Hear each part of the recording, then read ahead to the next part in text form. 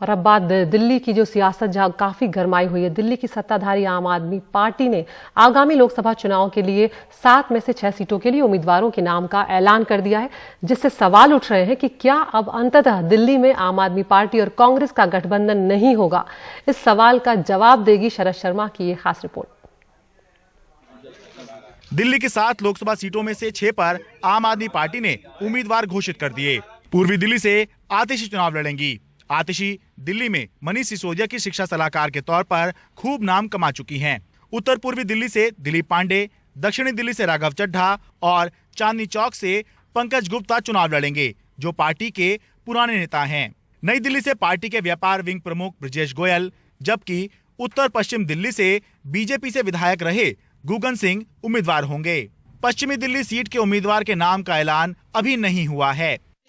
आम आदमी पार्टी का कहना है कि गठबंधन करने से कांग्रेस के 2 बार इनकार के बाद उसके पास उम्मीदवारों के ऐलान के सिवा कोई रास्ता नहीं बचा था। दिल्ली के अंदर कई तरह से प्रयास हुए, लेकिन महागठबंधन की मीटिंग में 13 तारीख को राहुल गांधी जी ने भी मना कर दिया, गठबंधन नहीं हो सकता, स्टेट टीम नहीं मान रही है। हाँ। और कल जिस तरह से फाइनल दोबारा चर्चा होने के बावजूद भी जिस तरह से शीला दीक्षित ने मीटिंग के बाद अनाउंस किया कि नो अलायंस, समझौता नहीं हो सकता है, पक्ष में नहीं है, तो फिर पार्टी ने यह निर्णय लिया है कि अब टाइम बहुत कम बचा है। हाँ। आचार संहिता आने वाली है। हाँ। तो हमने ये निर्णय लिया है कि जिस तरह से विधानसभा चुनाव में कांग्रेस भाजपा के सामने हमने लड़ करके दोनों को हराया था, हाँ। लोकसभा में भी हम मजबूती से लड़ेंगे और जीतेंगे। शुक्रवार को दिल्ली कांग्रेस ने बैठक करके गठबंधन से मना कर दिया था। Alliance also was discussed and nobody seems to be in favor of it. इसके बाद दिल्ली कांग्रेस प्रभारी पीसी चाको ने शनिवार को शीला दीक्षित से मुलाकात की। सूत्रों के मुताबिक कांग्रेस आलाकमान को लगता है कि दिल्ली में आम आदमी पार्टी से गठबंधन के अलावा कोई विकल्प नहीं है। बिना गठबंधन किए चुनाव लड़कर बीजेपी को मजबूत होने देना गलत होगा। चर्चा है कि गठबंधन में 4 सीट आप और 3 सीट पर कांग्रेस चुनाव लड़ सकती है, लेकिन इसके लिए अभी कोई बैठक नहीं हुई है।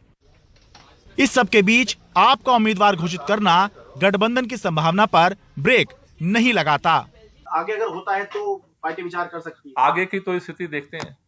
देखिए, सेंट्रल लीडरशिप तो अल्टीमेट है, जो फैसला करेंगे उसको सब मानेंगे, लेकिन हमने अपनी भावनाएं जो हैं वो हाई कमांड को पहुंचा दी हैं कि वर्कर्स, कार्यकर्ता और तमाम जो नेता हैं दिल्ली के, चाहे वो पूर्व सांसद हों, मिनिस्टर्स हों, एमएलएज हों, कॉरपोरेटर्स हों, और सभी की एक राय है कि हमें किसी भी कीमत पर गठबंधन नहीं करना चाहिए।